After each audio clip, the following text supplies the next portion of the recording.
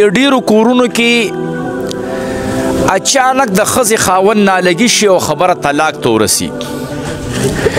ډیرو کورونو کې داسې مسلې پیدا شي چې د هغوی کاروبار وي اچانک په ټپ ودرېږي. نو د جادو مسله وي. دا ماته زیات تر د جادو دپاره دا ټلیفونونه کېږي د مختلفو ځایونو نه، لکه د حیات آباد نه، پنجاب نه، مردان نه. قاری صاحب روزګارم اچانک ودرېدو، قاری صاحب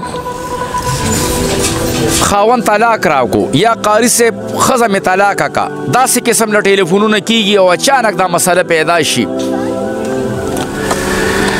بهر ته تلم ټول کار سیټ اپ و، اچانک مې د بهر کار خراب شو. زوی له مې رشته کړې وه او چې ورلو خبرم ښکاره کوله، اچانک پکې یو مسله پیدا شوه.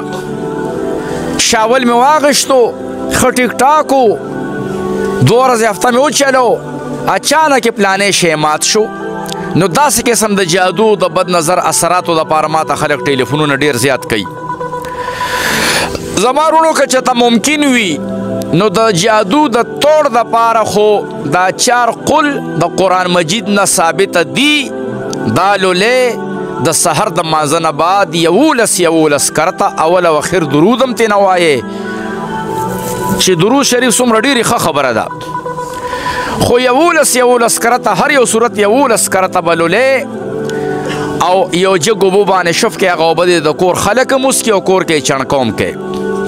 دا خو د بد نظر د سحر دپاره یو ښه عمل دی.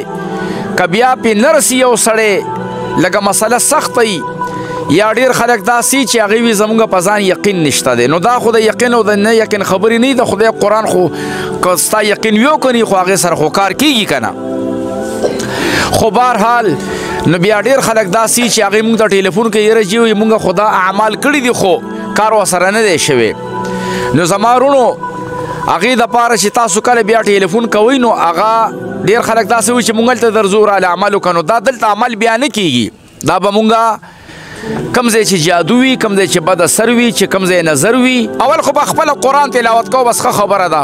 خو که پې نه رسې نه پوهېږي پې باندې یا ته عمل کړی وي خو نه شوي ورسره کار، نو زمونږ په دې نوي 2-3 خبرو باندې به صدیق افریدي نمبر به زما به د یو ملګري بل د جهانګیر بی نمبر به پې باندې ورکو. دا 3 نمبرې به پې نو رابطه به کوې. هغې دپاره بیا د 7 جماعتونو اوبه لګي، هغسې به بیا مونږ هغه سړی پویو د 7 بیرو یو پاڼه لګي یا څه لګي. زموږ مشرانو اکابرینو نه کم شی منقول دی، په کومه یو تجربې سره به دا شی لرې کېږي او د دغه کور ماحول به ښه کېږي. نو یې دپاره بیا ټلیفون کوې. خو دا عمل دا باندې بیا چې کم ټیم لګي نو دا هغه کور ته به ورتګ به وي.